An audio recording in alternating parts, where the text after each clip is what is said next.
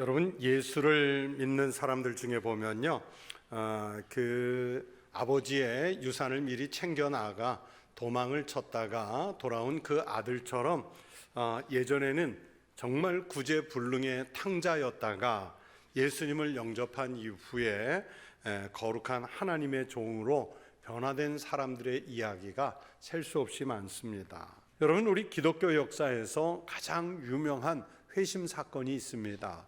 바로 성 어거스틴이라는 분의 회심입니다. 얼마나 음란하고 호색한 이였는지 알 수 있는 대목이지요.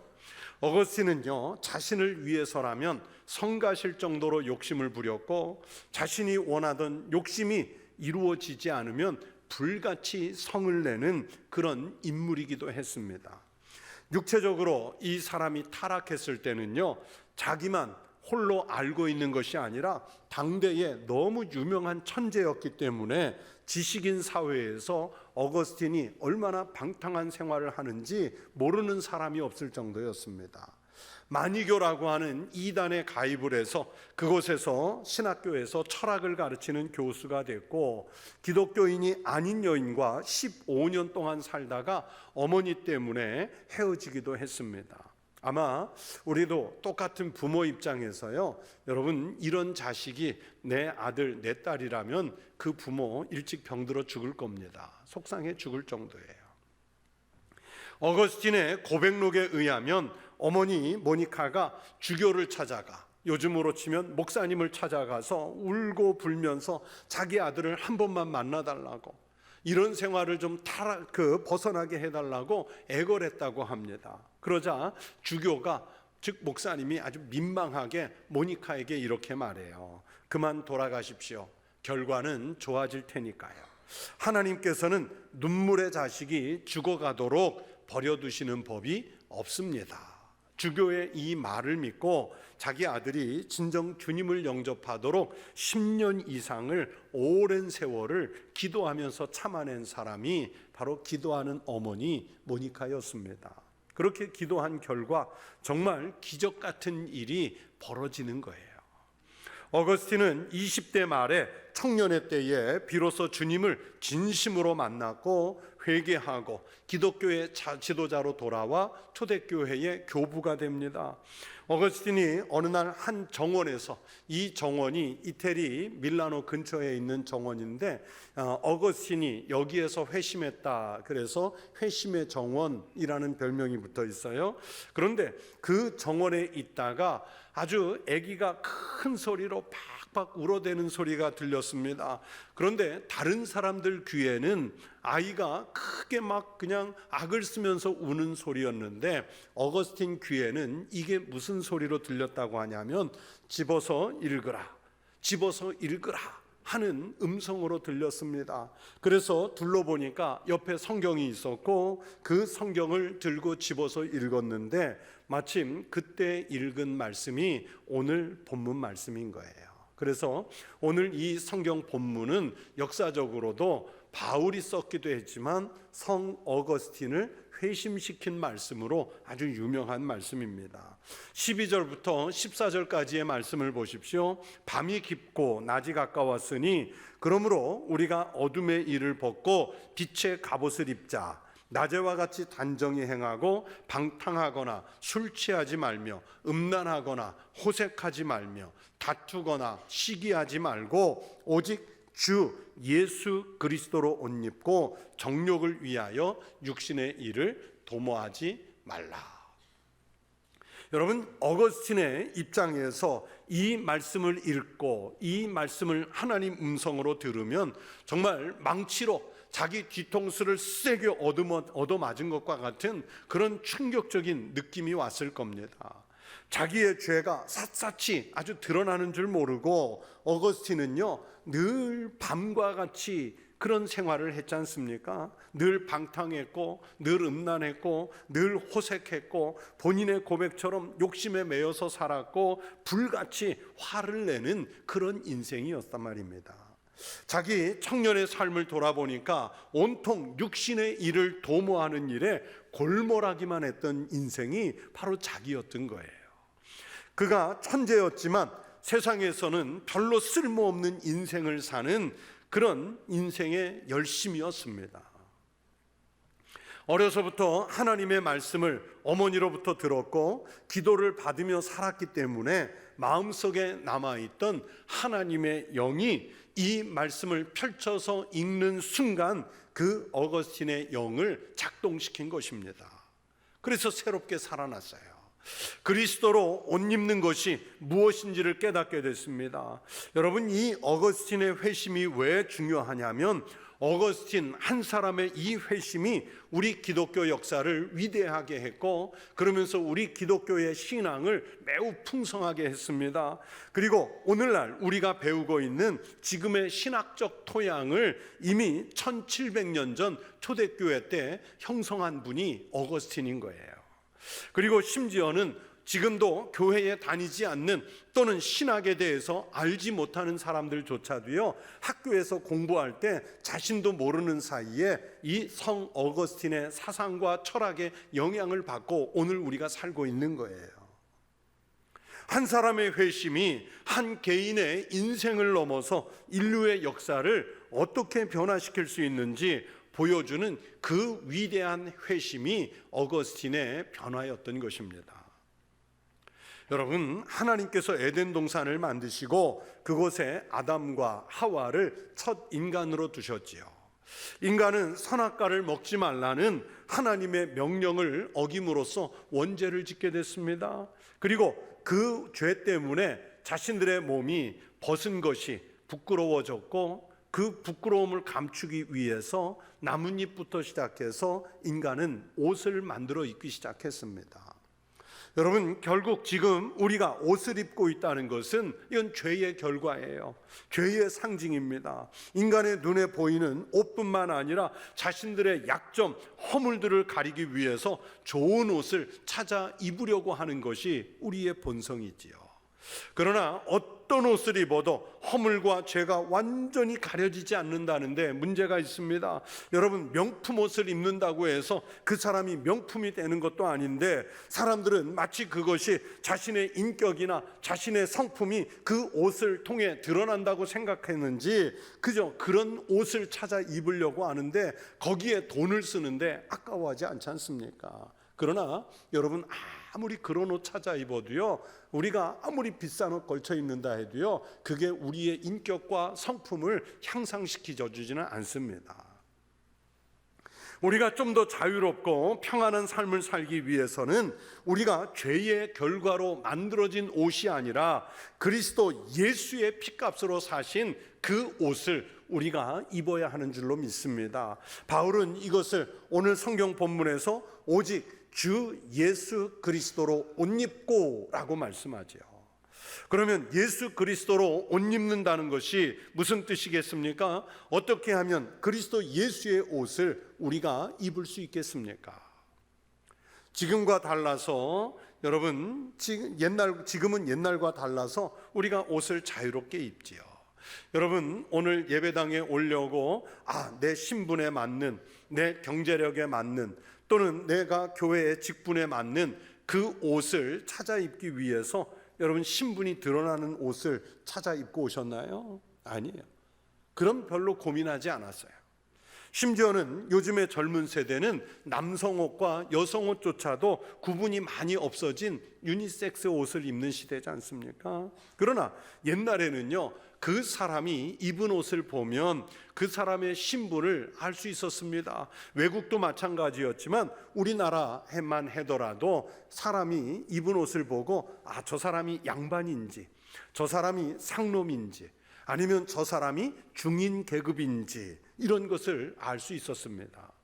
그리고 조선시대 때 사색 당파가 만연하던 시대에는요, 그 사람이 입은 그 한복의 옷의 길이 또는 쓴 갓 이런 것의 모양새만 보고도 저 사람이 노론에 속했는지 소론에 속했는지 동인에 속했는지 서인에 속했는지 이런 것들까지도 복장을 통해서 구분이 됐다고 합니다. 요즘은 조금 덜하지만 그래도 그 사람이 입고 있는 옷을 보면 그래도 어느 정도는 사는 정도와 그 사람의 취향, 성격 이런 것들을 조금 볼 수 있습니다.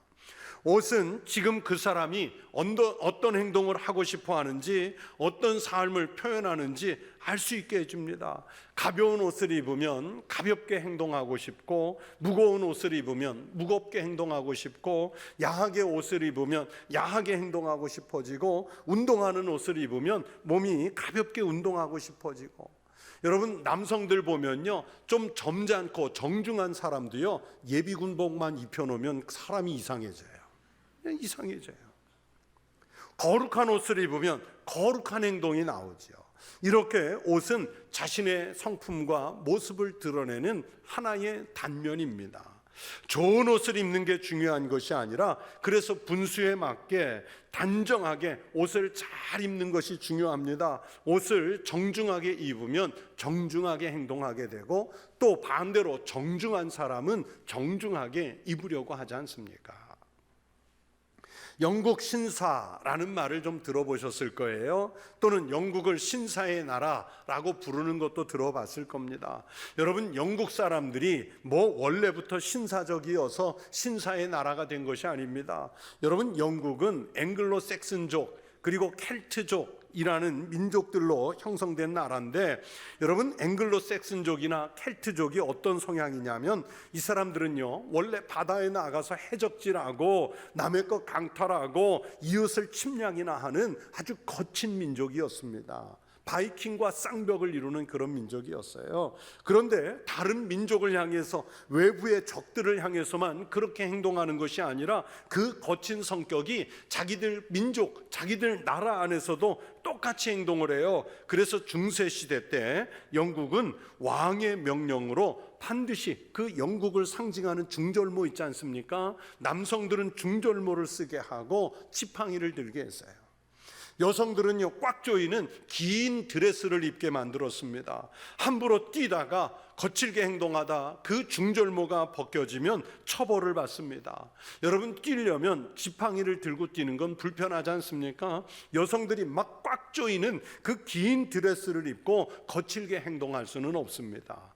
이렇게 복장으로 그 국민의 성격을 다스린 대표적인 나라가 영국이에요. 이게 수십 년, 수백 년 쌓여가면서, 그래서 나중에 영국이 신사의 나라 또는 영국 신사, 이런 별칭을 얻게 되었습니다. 특별히 우리 그리스도인들은 그런 것처럼 겉으로 드러나는 외형의 옷에 신경을 쓰는 사람들이 아니라, 영으로 입고 있는 옷에 우리는 관심을 기울여야 합니다. 그래서 바울은 우리 그리스도인의 신앙생활을 그리스도로 옷 입는다, 그리스도로 옷 입는다, 이렇게 표현하지 않습니까? 오늘 본문 11절에서 바울이 너희가 이 시기를 알거니와 라고 말씀하는데, 여러분, 이 시기는 매우 특정한 때, 아주 특별하게 의미가 있는 시간을 말하거든요. 그래서 여러분, 우리 그리스도인에게 가장 특별한 의미가 있는 시간이 어느 때이겠습니까? 바로 구원의 날입니다. 예수님께서 재림하시는 날입니다. 자다가 깰 때가 벌써 되었다는 것은, 이제 나태하고 게으르게 보내던 옛 생활에서 이제 일어나야 할 때가 되었다는 말씀입니다. 벌써라는 단어를 쓴 것은, 성도들은 항상 종말론적인 시간의식을 가지고 살아야 한다는 것을 강조하기 위해서 벌써라는 표현을 썼어요.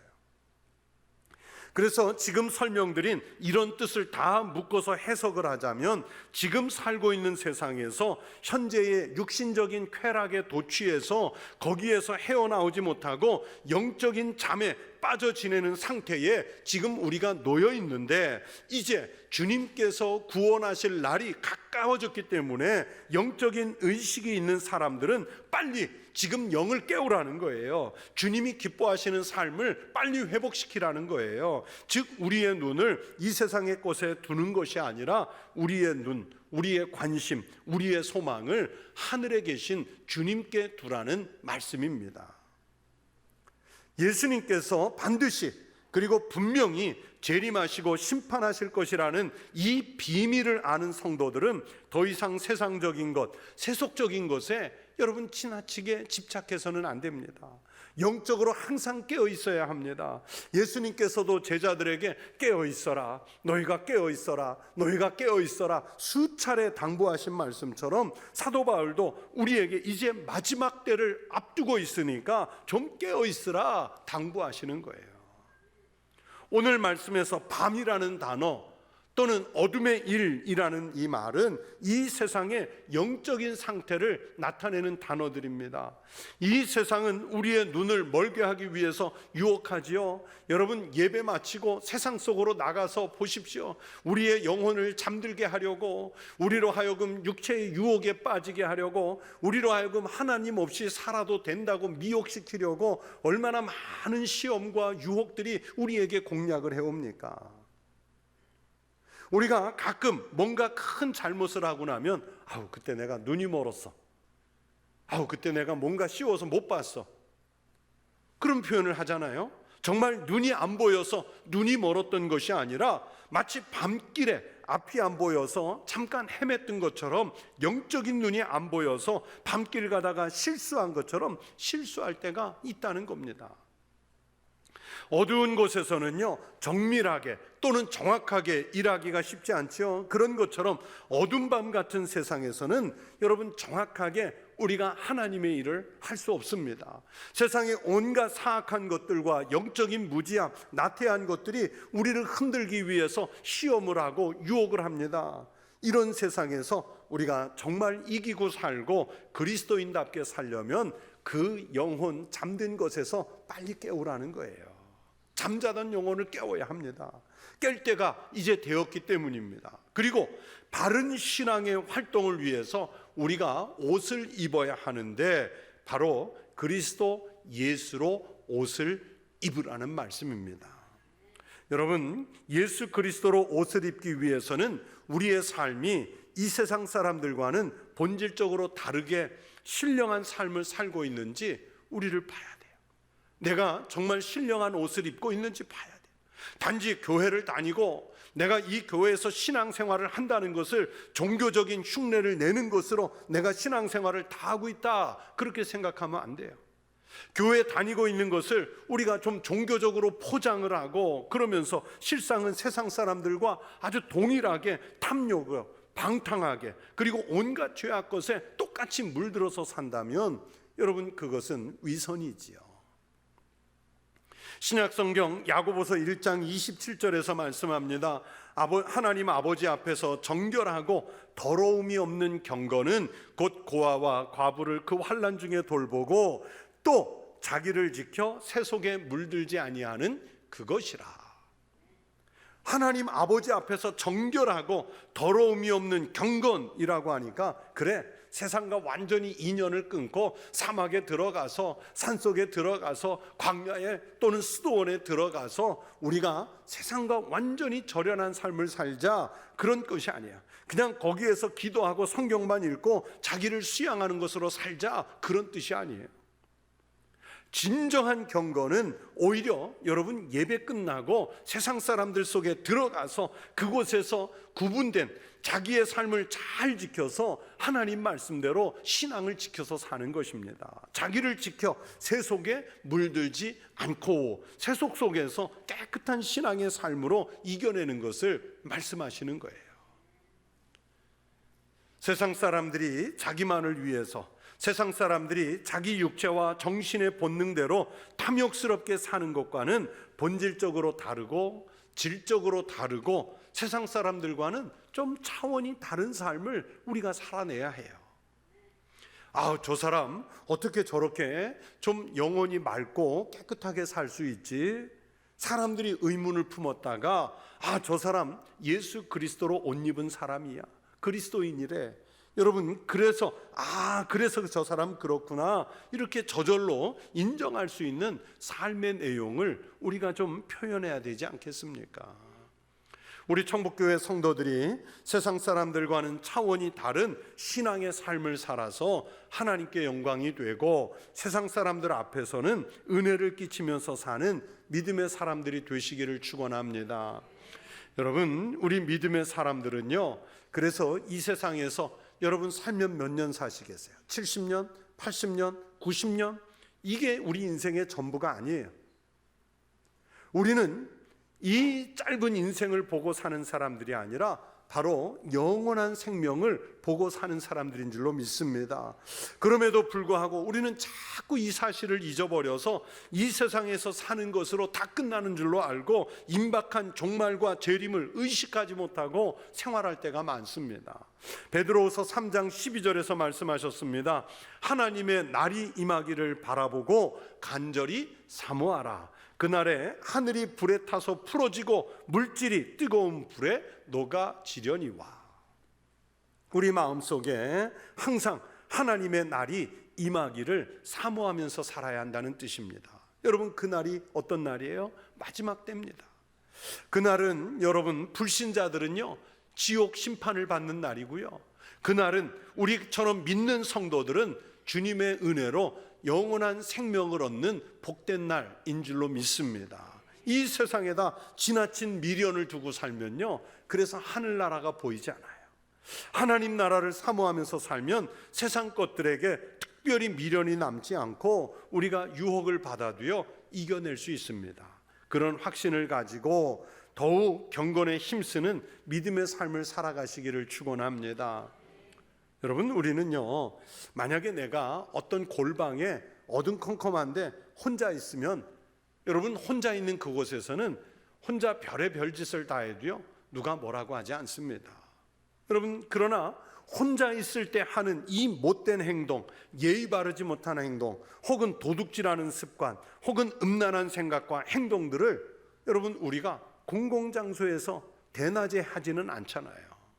만약에 혼자 있을 때 하는 생각과 일들을 공개적인 곳에서 공공연하게 한다면 그 사람은 미친 사람이거나 양심이 마비된 사람일 거예요. 여러분, 공공연한 곳에서 자기의 행동에 책임을 지도록 우리를 통제하는 것이 바로 양심이라는 장치고 이성이라는 장치입니다. 그러나 신앙은 여러분 그것보다 한 차원 더 높아가지고 혼자 있을 때라도 마치 공개된 곳에 있는 것처럼 대낮처럼 하나님께서 지켜보신다는 사실을 인식하고 사람들 속에서 막 체면을 지키고 양식을 지켜서 사는 것처럼 더 수준 높은 삶을 살아내야 합니다. 왜냐하면 우리는 혼자 있는 사람들이 아니라 하나님이 함께 하시기 때문입니다. 그리스도로 옷 입은 사람은 그래서 주님과 함께하는 사람이에요. 주님의 생각을 따르는 사람들입니다.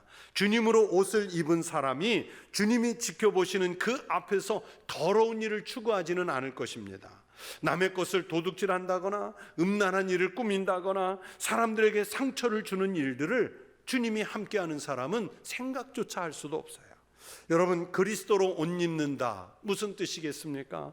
그리스도가 내 삶의 표현이 될 수 있어야 한다는 말씀입니다. 다시 말하면 그리스도를 나타내고 그리스도의 의와 사랑과 자비, 주님의 영광이 나를 통해서 나타날 수 있도록 그렇게 옷을 입는 게 그리스도로 옷 입는 것입니다. 여러분, 죄 짓는 사람들은요 대부분 밤에 죄 짓잖아요. 도둑질하는 사람도 주로 밤에 남의 집을 텁니다. 도박을 하는 사람들도요 오히려 낮에는 쉬고 밤에 노름에 빠지지요. 음란한 일을 하는 사람도 낮에 빠지는 게 아니라 밤에 빠져듭니다. 밤은 누군가가 보지 않을 것이라고 생각하게 만들어서 우리의 신앙과 이성이 하지 못하게 하는 것들을 아무도 안 보는 줄로 착각해서 그런 죄악들을 범하게 만드는 시간이 바로 밤이라는 시간이에요. 그래서 영적으로 깨어있는 사람은 영적인 밤이 보이는 거예요.